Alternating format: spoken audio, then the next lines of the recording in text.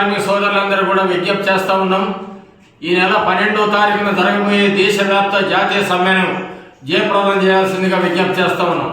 సోదరులారా, ఈ నరేంద్ర మోడీ గవర్నమెంట్ మా కార్మిక వర్గాన్ని, భారతదేశంలో ఉన్న కార్మిక వర్గాన్ని బలి పశువులుగా చేసి ఆదాని అంబానీ పెట్టుబడిదారు వ్యవస్థకి మన బలి చేయాలని చూస్తూ ఉన్నారు. కాబట్టి అందుకనే సంఘటిత అసంఘటిత కార్మికులందరూ కూడా కార్ఖానాలు, గనుల్లో, అట్లాగనే ఫ్యాక్టరీలలో పనిచేసేటువంటి వ్యవసాయ కార్మికులు, కూలీలు, సమస్త కార్మికులు కూడా ఈ నరేంద్ర మోడీ బీజేపీ గవర్నమెంట్ బుద్ధి చెప్పకపోతే మన చాలా ప్రమాదం ఉన్నది దేశంలో. 1920 అక్టోబర్ 31 బాంబేలో పుట్టిన ఏఐటీసీ 106 సంవత్సరాలు అనేకమైనటువంటి కార్మిక వర్గానికి హక్కులు సాధించి పెడితే 44 చట్టాలని 29 చట్టాలుగా కుదించి 4 కోళ్లుగా ఈ యొక్క నరేంద్ర మోడీ బీజేపీ గవర్నమెంట్ ద్రోహం కార్మిక వర్గానికి చేస్తామన్నది.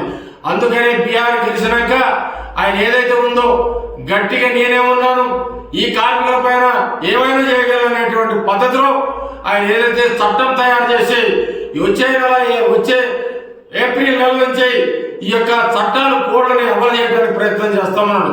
ఈ కోడ్లో నెంబర్ 1 కోడ్ ఏదైతే ఉందో వేతన కమిటీ అనేది కోడ్గా నిర్ణయించడం జరిగింది. అంటే జీతాలు ఇచ్చేది లేదు, వేజ్ బోర్డులు ఉండవు, కార్మికులకి వాళ్ళు పెట్టుబడిదారులు కాంట్రాక్టులు యజమానులు నిర్ణయం చేస్తారు తప్ప మన జీతాలు వాళ్ళు చేసే పరిస్థితి లేదు.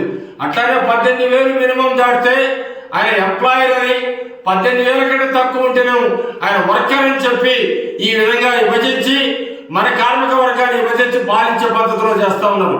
కాబట్టి దేశవ్యాప్తంగా సమ్మె జరగబోతోంది. ఈ 1వ కోడ్ కాకుండా 2వ కోడ్ లేబర్ రిలేషన్, ఇది 1900 ఇండస్ట్రీ రిలేషన్ అనేది 1947లో ఈ చట్టం తయారు చేసుకున్నాం.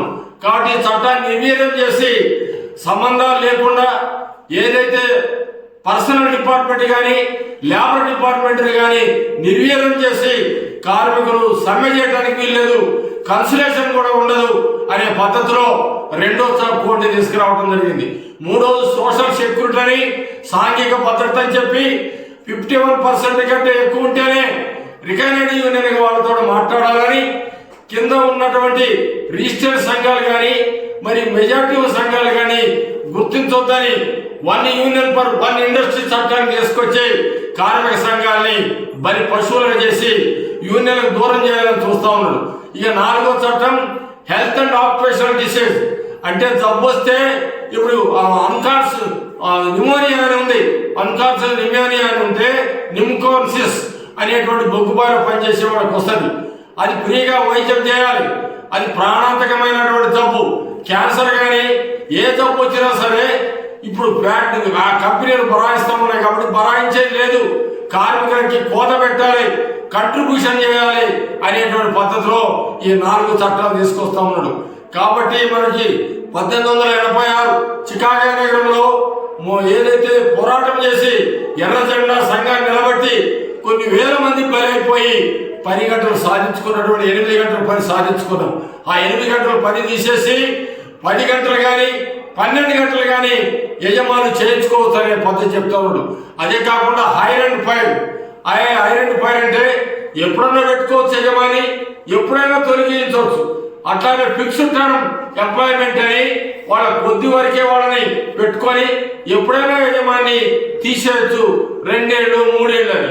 అట్లానే 5 ఏళ్ళ సంవత్సరం ఏదైతే గ్రాట్యుటీ చట్టం ఉన్నదో దాన్ని తప్పించి 1 సంవత్సరంలో గ్రాట్యుటీ అంటే వీళ్ళ 1 సంవత్సరంలో గ్రాట్యుటీ ఇచ్చేసి వీళ్ళని ఇంటికి పంపొచ్చు అనేటువంటిది.